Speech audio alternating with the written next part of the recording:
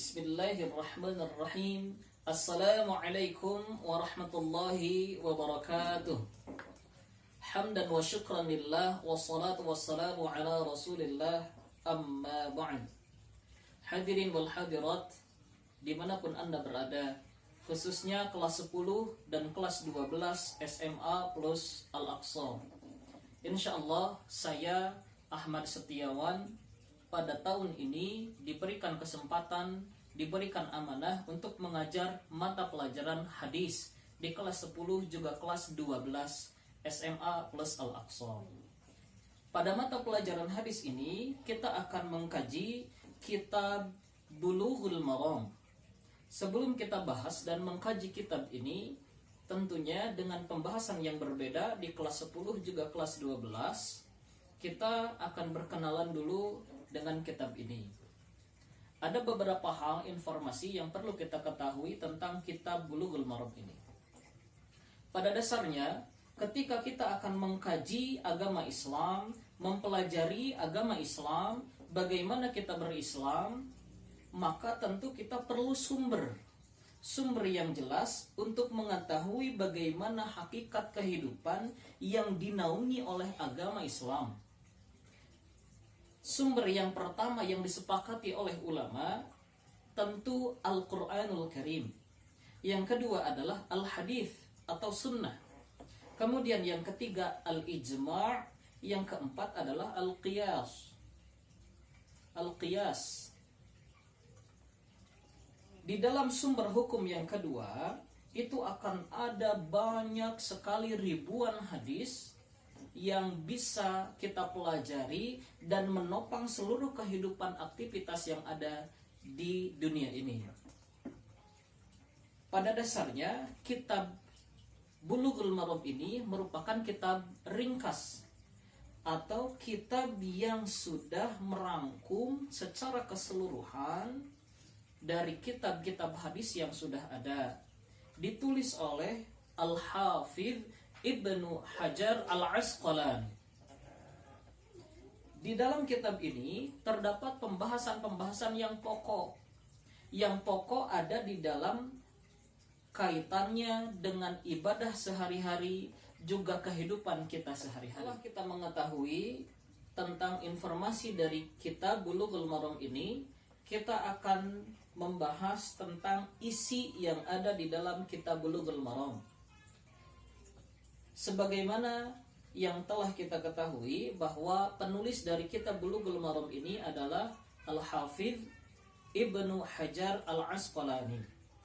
Beliau menulis di dalam kitab Bulughul Maram ini ada 16 pokok pembahasan yang dibahas di dalam kitab ini. Pembahasan yang pertama adalah Kitabut Thaharah. Kitab yang dimaksud di sini adalah pembahasan. Yang kedua, Kitabus Shalah, pembahasan tentang sholat. Yang ketiga adalah Kitabul Janaiz, kitab atau pembahasan tentang pengurusan jenazah. Kemudian ada Kitabuz Zakah, tentang zakat. Kitabus Shiyam, tentang puasa. Kemudian yang keenamnya adalah Kitabul Hajj, atau pembahasan tentang haji.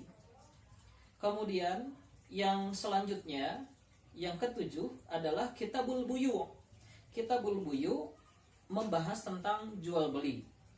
Kemudian setelah Kitabul Buyu' yang dibahas adalah Kitabun Nikah. Kitabun Nikah adalah hal ihwal tentang pernikahan. Hadirin, dimanapun anda berada, khususnya anak-anakku yang saya cintai dan Allah muliakan, untuk pembahasan pertama sampai dengan pembahasan ketujuh, yaitu dari Kitabut Thaharah sampai dengan Kitabul Al-Buyu', itu dibahas di mata pelajaran fikih di SMA plus Al-Aqsa. Maka mulai dari Kitabun Nikah sampai ke akhir pembahasan kitab Bulughul Maram itu dibagi 3 kelas. Kelas 10, 11, dan 12. Untuk Kitabun Nikah, bab pembahasan ke-8 di dalam kitab Bulughul Maram ini itu dikaji oleh kelas 11 dengan Ustadz Rifki. Maka untuk kitabun nikah itu akan bertemu dengan Ustaz Rifki. Selanjutnya, di dalam kitab ini pembahasan yang ke-9 adalah kitabul jinayat atau tentang kriminologi, tentang pidana. Yang selanjutnya setelah kitab jinayat yang ke-9, kemudian yang ke-10 adalah kitabul hudud, tentang hukuman-hukuman. Kitabul hudud, selanjutnya ada kitabul jihad, ada kitabul at'imah tentang makanan, kemudian ada kitabul qadha, pembahasan tentang qadha. Setelah pembahasan kitabul qadha, ada kitabul aiman wan nudur, tentang sumpah dan nazar. Kemudian selanjutnya adalah al-utqi atau kitabul utqi.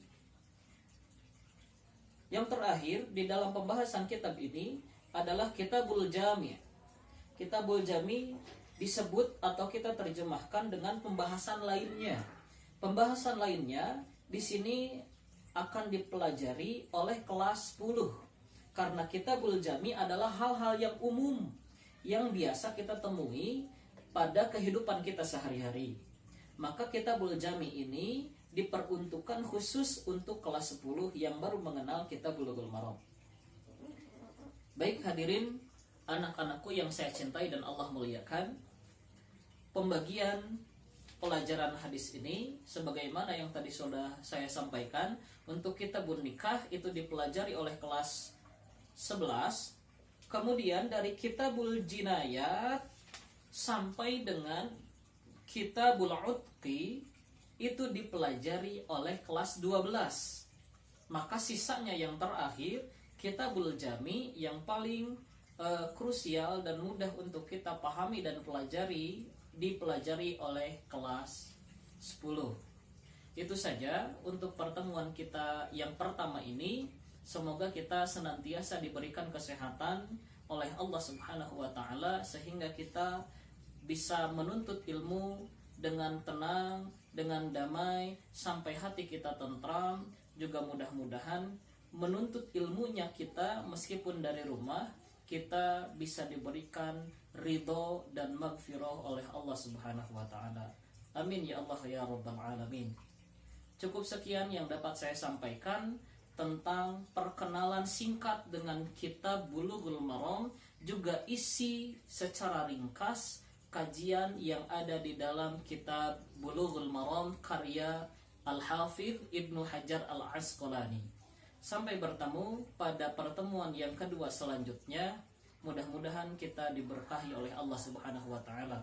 Wallahul muwafiq ila aqwamit thoriq. Wassalamualaikum warahmatullahi wabarakatuh.